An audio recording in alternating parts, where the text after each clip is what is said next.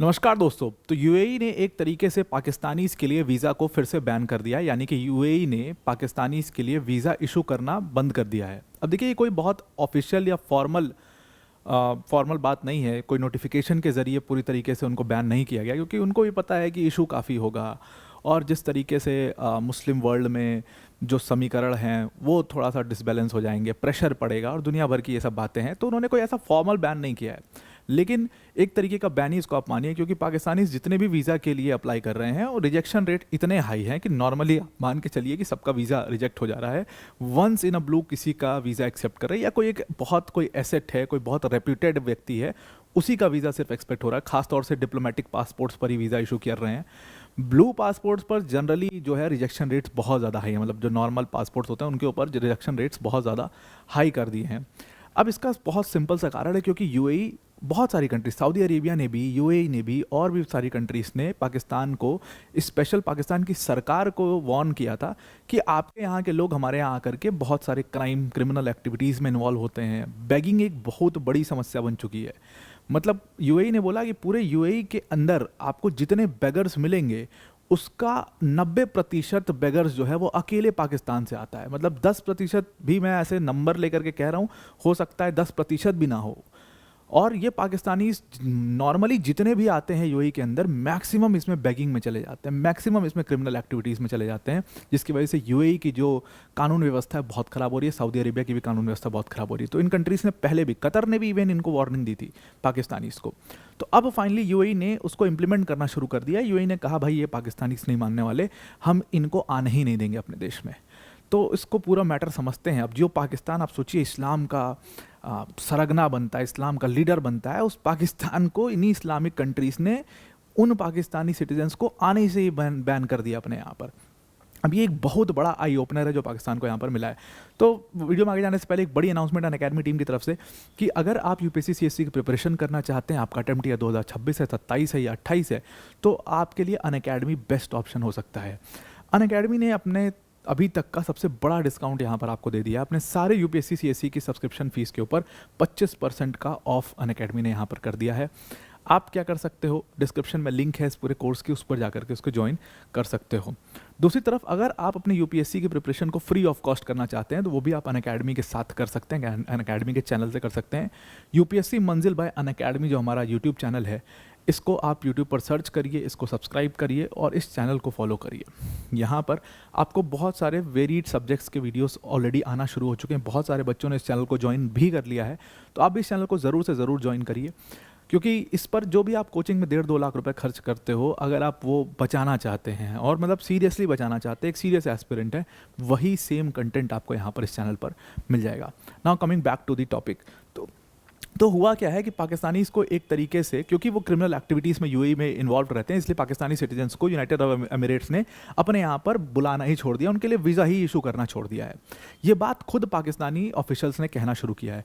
Pakistani official, Pakistan के additional internal secretary Pakistan के Salman Chaudhry, senate functional committee की मीटिंग थी, उसमें उन्होंने इस बात को कहा कि भाई एक तरीके से आप ऐसा समझिए कि यूएई ने तो हमें बैन ही कर दिया है, यूएई ने हमारे सिटीजन्स को बैन कर दिया है और अब वो पाकिस्तानी सिटीजन्स के लिए बहुत मुश्किल हो गया है यूएई जाना। इस पूरी रिपोर्ट को डॉन न्यूज़पेपर ने भी छापा और डॉन का एक और आर्टिकल था बहुत पुराना, मतलब कुछ महीनों पुराना। उसमें डॉन न्यूज़पेपर ने क्लेम किया था कि जितने भी ऑफिशियल्स भी जाने की कोशिश कर रहे थे यूएई, उनमें से भी कई लोग के जो वीज़ाज थे वो बैन कर दिए गए, वो वीज़ाज थे जो मतलब रिजेक्ट कर दिए गए। तो ये एक बहुत बड़ा इशू है, ये पर्टेनिंग इशू, और पाकिस्तान को इसके ऊपर सोचना पड़ेगा। जो ओवरसीज एम्प्लॉयमेंट प्रमोटर है आइसम बेग यूएई गवर्नमेंट के, उनसे सवाल पूछा गया कि क्या सच में यूएई ने बैन कर दिया है पाकिस्तानी को अपने यहाँ से आना। उन्होंने कहा कि देखो, हमें वर्क वीज़ा पर आने वाले पाकिस्तानी से कोई दिक्कत नहीं है, वर्क वीज़ा पे जो पाकिस्तानी आ रहे हैं उनके साथ कोई इशू नहीं है, लेकिन जो वर्क वीज़ा के इतर, जो विजिट वीज़ा पर पाकिस्तानी आते हैं, वो जनरली क्रिमिनल एक्टिविटीज़ में इन्वॉल्व होते हैं, वो जनरली बेगिंग में इन्वॉल्व होते हैं। एक्चुअल में पूरा देश बेगिंग से बहुत परेशान है। हुआ क्या था, एक घटना हुई थी कि मॉस्क के पास थे, यूएई में मॉस्क के पास से एक कुछ व्यक्तियों को अरेस्ट किया गया था और कहा गया कि ये पूरा बैगिंग कार्टेल है जो चल रहा है। वो मैक्सिमम फीमेल्स थी, जो आपको यहाँ पर वीडियो में भी दिख रहा होगा, तो फोटो में भी दिख रहा होगा। तो मैक्सिमम फीमेल्स थी, उन फीमेल्स को अरेस्ट किया गया। पता लगा कि उनके फैमिली मेम्बर्स यहीं यूएई में अच्छे खासे वर्क पर हैं, वो वर्क परमिट पर हैं, वो वर्क कर रहे हैं यूएई में। और ये फीमेल्स जो हैं वो दिन भर जो भीख मांगती, मतलब वो बेगिंग में इन्वॉल्व हैं। और ये पूरा एक कार्टेल रन हो रहा है, ये भी, इसको भी एक एम्प्लॉयमेंट की तरह वो लोग देखते हैं। तो जब ये चीज़ बाहर आई तो तुरंत यूएई ने इस चीज़ को फ्लैग किया, पाकिस्तान की सरकार को बोला कि ये तो देखिए पाकिस्तानी जो हैं वो जा करके यहाँ पर ऐसे ऐसे कर रहे हैं, इसको कंट्रोल करना होगा। फिर एक बहुत बड़ा ड्रग ट्रैफिकिंग नेटवर्क जो है वो यूएई में बस्ट हुआ, ये भी 1-2 महीने की पहले की बात है। ह्यूमन ट्रैफिकिंग की प्रॉब्लम है ही वहाँ पर, शुरू से ही है। तो ये सारे जो मतलब क्राइम्स हैं उसमें ओवरऑल जब परसेंटेज देखा गया तो ये चीज़ सामने आई यूएई की कि भाई ये तो बहुत बड़ा नंबर है पाकिस्तानीज़ का। मतलब 90% जो पाकिस्तानीज़ आ रहे हैं, इसका मतलब है कि वो इन सारी एक्टिविटीज़ में इन्वॉल्व हो रहे हैं। तो इसीलिए उन्होंने कहा कि अब हम इनके लिए वीज़ास ही इशू नहीं करेंगे। अब देखो, वीज़ास इशू नहीं करेंगे, इस चीज़ को पाकिस्तानी सेनेटर समीमा मुमताज़ ज़हरी ने भी कहा कि बहुत सारे लोगों ने वीज़ास के लिए अप्लाई किया था, लेकिन बहुत कम, मतलब कुछ ही ऐसे पाकिस्तानी सिटीजन्स हैं जिनको वीज़ा मिला, बाकी सबका रिजेक्ट हो चुका है। इसका मतलब कि पाकिस्तान की इमेज खुद मुस्लिम वर्ल्ड में भी, जिसके हम लीडर बनते हैं, सो कॉल्ड लीडर बनते हैं, उस मुस्लिम वर्ल्ड में भी तुम्हारी इमेज एकदम ख़त्म हो चुकी है। तो जो आप सुनते हो ना कि begging, beggars are not choosers लोग लिखते हैं और कहते हैं पाकिस्तान के लिए, वो इन्होंने प्रूव कर दिया है करके, वो चीज़ ही करके इन्होंने प्रूव कर दिया। उसी की वजह से इनको इनके ही पार्टनर कंट्रीज़ ने बैन कर दिया है। अब यहाँ पर जितना भी पाकिस्तानी जाते हैं उनका एक तो जाना ही इतना मुश्किल कर दिया है, उनको पूरा कैरेक्टर सर्टिफिकेट सब उनको सबमिट करना पड़ता है। खैर वो भी वो फर्जी बन जाता है पाकिस्तान में। अब अगर आप डेटा देखो तो लगभग हर साल 8 लाख से ज़्यादा पाकिस्तानी ट्रेवलर्स या जॉब सीकर्स सब गल्फ़ कंट्रीज़ में जाते हैं, मिडिल ईस्टर्न कंट्रीज़ में जाते हैं। और इस 8 लाख में से कहा जा रहा है कि मैक्सिमम लगभग 40% 50% का नंबर है जो इन एक्टिविटीज़ में जा कर के वहाँ पर इन्वॉल्व हो जाते हैं।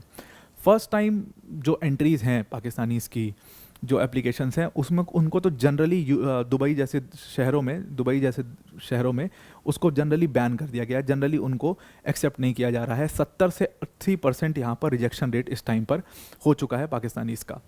अब यूएई, सऊदी अरेबिया, दिसंबर 2024 की बात है, बहुत सारी और गल्फ़ कंट्रीज़ ने पाकिस्तान को ये कहा कि भाई हम लोग बैन कर देंगे। और इवन जब पाकिस्तान ने नहीं माना तो पाकिस्तान ने कई सारे शहरों को उन्होंने फॉर्मली बैन कर दिया था कि पाकिस्तान के अगर इस शहर का व्यक्ति होगा तो उसको यूएई में नहीं जाने दिया जाएगा, उसको सऊदी अरेबिया नहीं एक्सेप्ट करेगा।